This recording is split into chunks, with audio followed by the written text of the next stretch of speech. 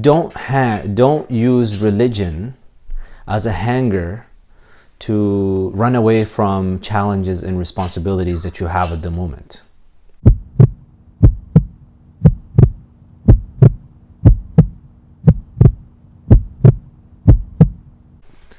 Assalamu alaikum. I wanted to share with you, it's a question that I've seen quite often. I've gotten it myself. I had the same question. And when I had it, I asked one of our beloved teachers what to do at the moment. And I had this question back in 2000 and, when was it? 2010. And that was when I first got into my graduate degree program. I went to my teacher and I asked him, listen, I got this opportunity. I'm just finishing my bachelor's degree. And I got an opportunity to get into a graduate program in neuroscience, and I would really love to do that. But at the same time, I also would like to go and travel and study with traditional teachers. I would love to go to Mauritania. I would love to go to Morocco. I would love to, I have this drive to studying Islam, and I want to do it through the most authentic way possible by sitting with teachers and whatnot. So what do you recommend? Should I just drop this thing and just go pursue that? Because I had these dreams. A lot of young people, especially men, you find this, especially guys. We have these ideas. We see these teachers and we look up to them and we want to be just like them.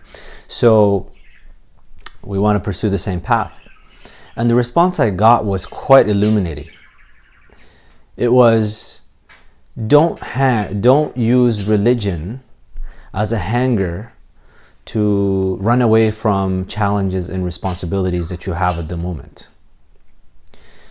In other words, I had this opportunity to pursue a pretty rigorous program. a PhD in neuroscience is not a joke. It's not a walk in the park.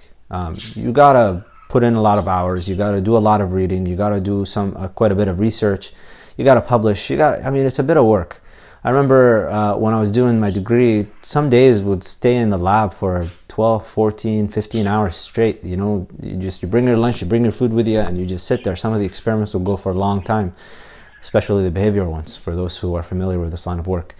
And so, yeah, you'd spend a lot of time in the lab, and it's a big challenge. And neuroscience, my undergrad, I never really took a course in neuroscience. It was just an opportunity that came up, and I got in. So the teacher told me, listen, religion is sometimes used as an escape route for people who want to run away from responsibilities. You have this utopic idea, you have this idealistic vision of what it means to be a sheikh, a scholar. You look up to these teachers and you want to be just like them. Well, you know what? Go wherever the doors have been opened for you. If God opened up a door for you to study and to do something and benefit humanity in a way that is needed right now, then pursue that. God will put blessing in your time in doing so. But if you close that door and you think that you want to pursue traditional studies and you go and travel for that, trying to open up a door that was not open for you beforehand, you will find that you won't have blessing in it. You won't gain the benefits you think you're getting from it. And he told me actually an experience he had. He's seen firsthand people that close doors of opportunities that have been open for them, and they go after this dream of becoming a teacher, a scholar, or whatever.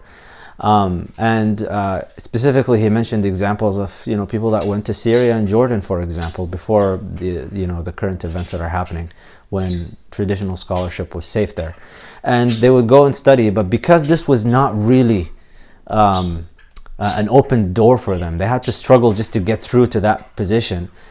They had no funding, they had no scholarships, they were on their own essentially.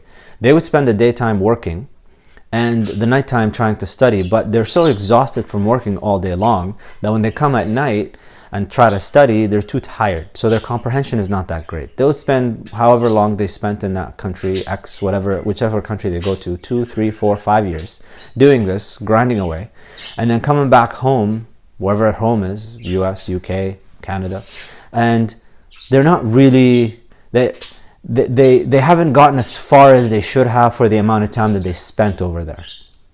On the other hand, you have teachers, local teachers, people that are around you that you can gain access to, and get benefit from in short doses, small doses, while at the same time pursuing the opportunities that God Almighty has opened for you, and excelling in them and benefiting from them, and taking the challenge on, and they end up ahead with little effort, with little time, not so much little effort, but with less time than the ones that went and traveled and closed the doors of opportunity. Meanwhile, those people that came back, they find themselves kind of stuck. They don't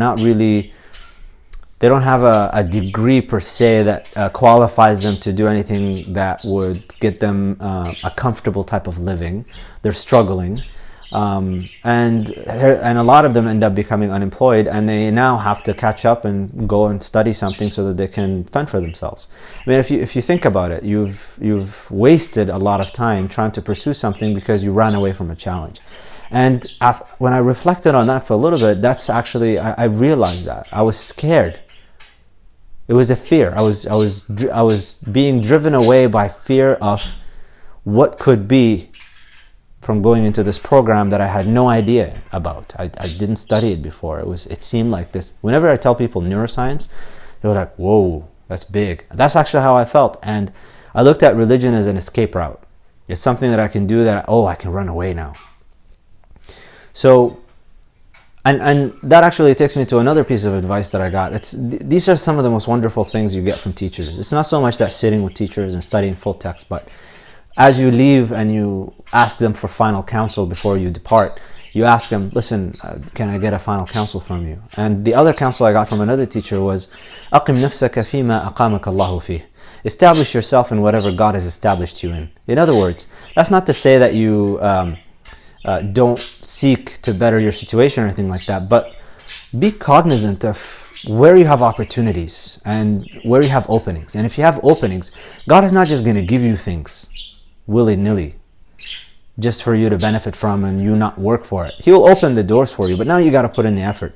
If you notice that you have an acceptance into something or an opportunity that presents itself that is going to be a challenge and you're going to take it on, if you take it on, you'll be successful. That's a sign that God is opening the door for you, and now you got to put in the effort. But a lot of us tend to run away from that out of fear. And many young men, and this actually freaked out my dad at the time.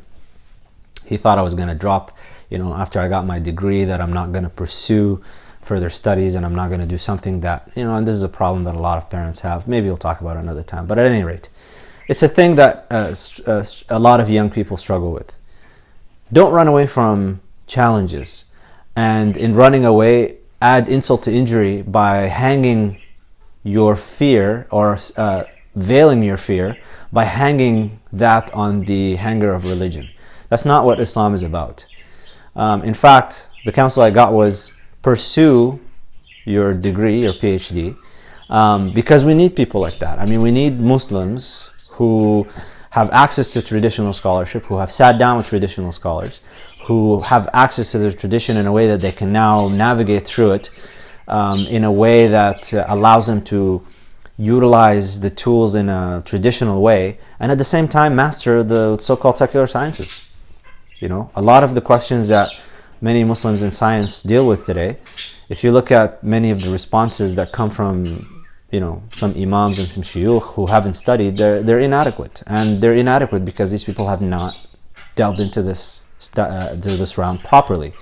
We need people to combine the two of them. We need to kind of revive the age of, we need Muslims who study economics at a professional level, who also have access to traditional scholars and study, not so much just access so that you can ask random questions, but study the tradition in a way that allows you to access it so that you can come up with informed discussions that are based in Islamic ethos and at the same time understand how the world functions.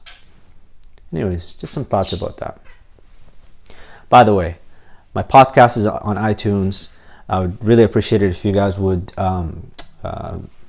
subscribe and share it and rate it. I'm going to try to do these videos for the next little while, at least 4 times a week, hopefully, if time permits.